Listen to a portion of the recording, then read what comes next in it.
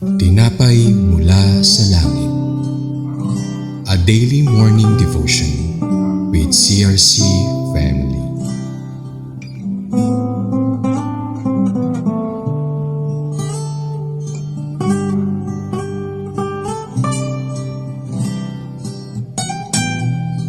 Magandang umaga po sa bawat isa. Ako po si Pastora Ana Orsales from CRC Calamba Daughter Church. Samahan niyo po kami sa ating programang Tinapay Mula sa Langit, ang pang-araw-araw nating debosyon sa salita ng Diyos. Pero bago po tayong magsimula, samahan niyo po ako sa isang maikling panalangin. Panginoon, marami pong salamat sa umagang ito na kami po ay mag-aaral ng iyong mga salita. Patuloy niyo po akong gabayan at bigyan niyo po ako ng karunungan at kaalaman na nagmumula sa inyo upang maipahayag ko ng malinaw ang inyong mga salita. Pinupuri ka namin at pinapasalamatan sa pangalan mo, Panginoong Hesus. Amen. Ang ating pong pag-aaralan ngayong umaga ay pinamagatang The Removal of an Altar Raises a Controversy, na ating pong mababasa sa Judges chapter 6 verses 28 to 32. Basahin po natin ito sa Magandang Balita Biblia. 28. Kinabukasan ng madaling araw, nakita na lamang ng mga tao na wasak na ang altar ni Baal at putol-putol na ang mga rebulto ni Asherah na ipinanggatong sa pangalawang toro na sinunog sa altar na itinayo roon. 29. Nagtanungan sila, sino kaya ang may kagagawan nito?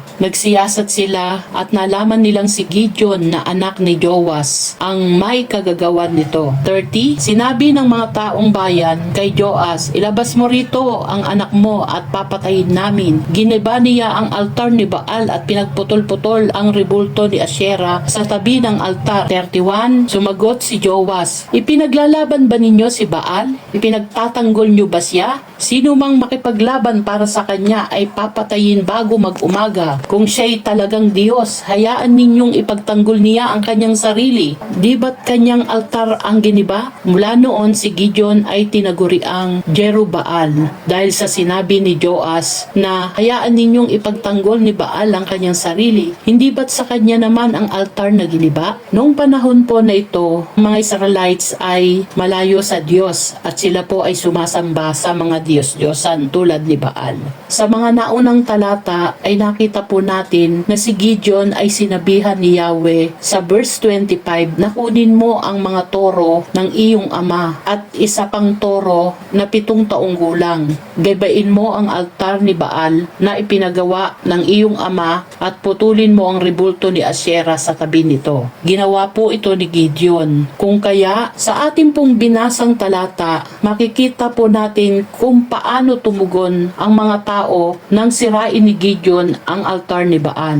Kung tayo po kaya ang nasa kalalagayan ni Gideon, gagawin din po kaya natin ito? Marahil ay pangungunahan po tayo ng takot at pangamba. At kapag pinili nating sundin ang Diyos, may mga tao na maaring hindi matuwa o tutol sa atin. Ngunit tandaan po natin, sinabi po sa Romans 8 verse 31, ano pa ang masasabi natin tungkol dito? Kung ang Diyos ay panig sa atin, sino ang makakalaban sa atin? Kasama po natin ang Diyos, nais lamang po niya na tayo ay sumunod at magtiwala sa Kanya. Sa verse 31, nakita po natin kung paano ipinagtanggol at sumagot si Joas na ama ni Gideon. Ipagtatanggol ba ninyo si Baal? Kung siya'y Diyos, ipagtanggol niya ang kanyang sarili. Kung si Baal ay tunay na Diyos, bakit kailangan pa siyang ipagtanggol ng tao? Ngunit alam natin ang katotohanan. Walang nagawa si Baal. Pinapakita po rito na ang tunay na Diyos ay makapangyarihan at buhay. Ang mga Diyos-Diyosan ay gawa lamang ng mga kamay ng tao. Ngunit ang Diyos na ating sinasamba ay ang buhay at makapangyarihang Diyos. Kapag tayo po ay nasa panig ng Diyos, hindi po natin kailangang matakot sapagkat siya mismo ang kumikilos para sa atin.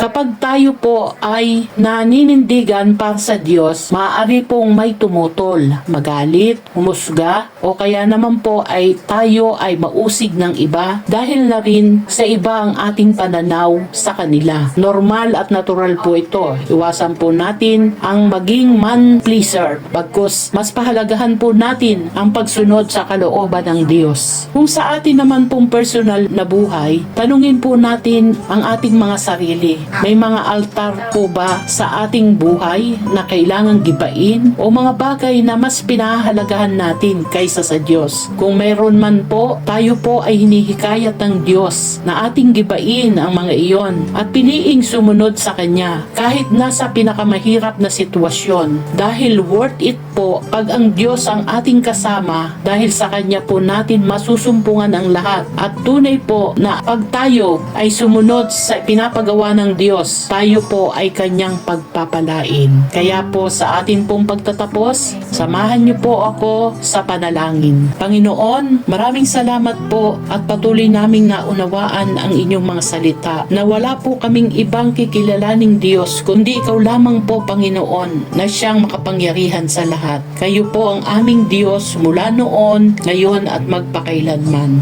Sa pangalan mo, Panginoong Hesus, at sa patnubay ng banal na Espiritu, ngayon at magpakailanman. Amen at amen. Maraming salamat po sa inyong pakikibahagi sa ating programang Tinapay Mula sa Langit. Muli niyo po kaming samahan sa araw ng bukas, alas 5:30 ng umaga, para sa atin pang araw-araw na pagbubulay ng salita ng Diyos. Malaya po natin itong ishare sa ating mga kapamilya at kaibigan upang mas marami pa ang makapakinig at mapagpala ng salita ng Diyos. Muli, magandang umaga and God bless us all.